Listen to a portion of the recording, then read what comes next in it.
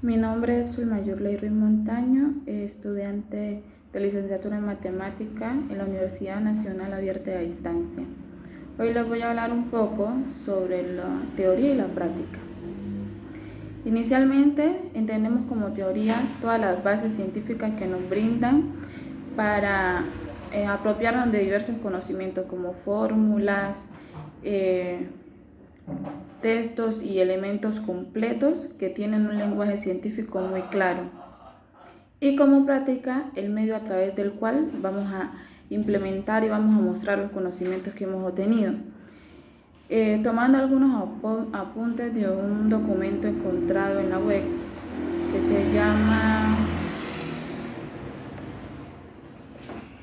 Teoría frente a prácticas educativas, algunos problemas y preguntas de solución. Podemos decir que la teoría se remite a una elaboración sistemática de ideas contrastadas por las comunidades científicas, como anteriormente lo dije. Y la práctica es el conjunto de actividades desarrolladas en la realidad concreta de las aulas, donde vamos a llevar y cómo vamos a ser los futuros docentes o los docentes para que los estudiantes comprendan estos medios, esta teoría que le hemos enseñado. Además, desde una perspectiva histórica podemos comprender por qué los profesores y los futuros docentes han considerado las facultades de la educación demasiado teóricas, ya que un docente llega, brinda su teoría, nos cuenta qué fórmulas usar, qué práctica debemos llevar. Un ejemplo muy claro es en el teorema de Pitágoras, que un docente llega y nos cuenta qué es el teorema de Pitágoras, nos da las bases científicas para resolver problemas con el teorema de Pitágoras. Pero si el docente solo nos dice que la fórmula para hallar el área de un cuadrado es tal, nosotros, ¿cómo nos vamos a dar cuenta que es cierto? A través de la práctica.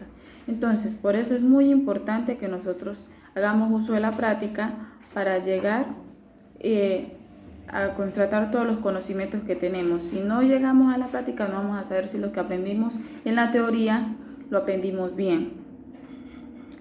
Entonces, tiempos atrás nosotros teníamos una educación demasiado clásica donde un docente llegaba separado frente a sus estudiantes y les impartía un tema que él debería memorizar. En este tiempo ya ha cambiado mucho eso, porque un docente llega, explica un tema, pero el estudiante tiene capacidad crítica de contraponerse o decir si es cierto o no, o plantear diferentes ideas desde las bases que le da el docente. Entonces, en los orígenes de la enseñanza infantil y la primaria no existía ruptura entre teoría y práctica. ¿Por qué no existía esta ruptura? Porque antes los docentes llegaban e impartían unos conocimientos ya adquiridos atrás y no había necesidad de hacer uso de la práctica, solo iban y se paraban frente a sus estudiantes, como lo dije anteriormente, les impartían un tema ya aprendido y no era necesario que hicieran uso de la práctica. Entonces no había esta ruptura ni este contraste entre teoría y práctica. No era tan necesario que existiera teoría, que existiera práctica para ver teoría.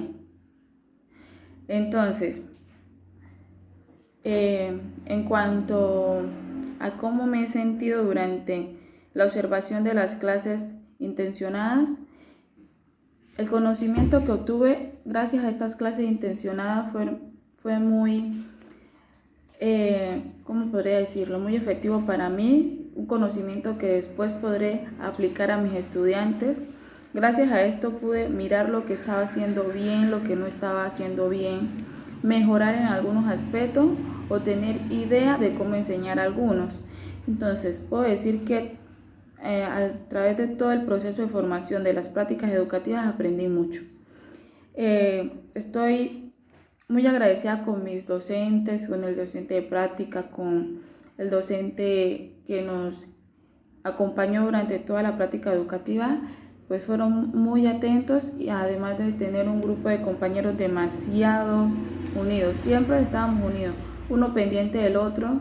Si el uno no podía, pues entre todos podíamos ayudar y llegar al propósito de lograr todo esto.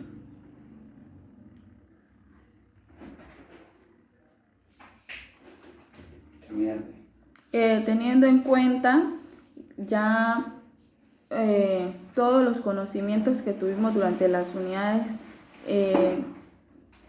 académicas, resalto mucho el de la transposición didáctica, ya que a través de la transposición didáctica y a través de llenar todos los formularios que teníamos que diligenciar, aprendí a mirar, o sea, la forma estructurada de cómo organizar mejor una clase, cómo tener en cuenta los términos de la transposición didáctica, también la matriz DOFA, donde evaluamos las fortalezas, las debilidades, cómo los podemos mejorar, los recursos y estrategias utilizados durante el proceso de formación a nuestros estudiantes.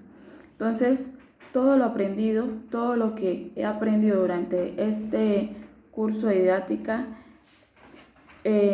lo podré utilizar y lo podré aplicar con mis estudiantes. Y es algo muy fructífero saber que aprendí algo que me va a quedar para la vida. ¿Qué más puedo resaltar?